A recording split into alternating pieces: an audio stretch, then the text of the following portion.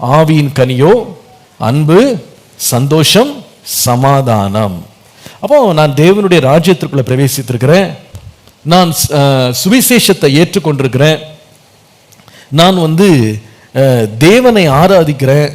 நான் பரிசுத்த ஆவியானவரை நான் என் வாழ்க்கையில் பெற்றிருக்கிறேன் சொல்ற ஒவ்வொரு விசுவாசியினுடைய தனிப்பட்ட வாழ்க்கையிலேயும் அவங்க குடும்பத்திலேயும் பிரதானமாய் அவங்க மெயின்டைன் பண்ண வேண்டிய ஒரு காரியம் என்னது சொல்லுங்க? சமாதானம். நம்முடைய வீடுகள் சமாதானத்திற்கு உகந்த வீடுகளாக இருக்கணும்.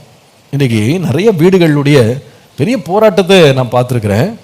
அவர்களுடைய வீட்டில் அவர்களுக்கு இருக்கிற பிரச்சனைகளில் பொருளாதார பிரச்சனைகளை பார்க்கிலும், அவர்களுக்கு இருக்கிற ஆரோக்கியத்தின் பிரச்சனைகளை பார்க்கிலும், அவர்களுக்கு இருக்கிற மற்ற உணவு தேவைகள் பிரச்சனைகளை பார்க்கிலும் இன்னைக்கு அநேக வீடுகள் போராடுகிற ஒரு இடம் எதுலன்னு கேட்டீங்கன்னா சமாதானம். சமாதானம்.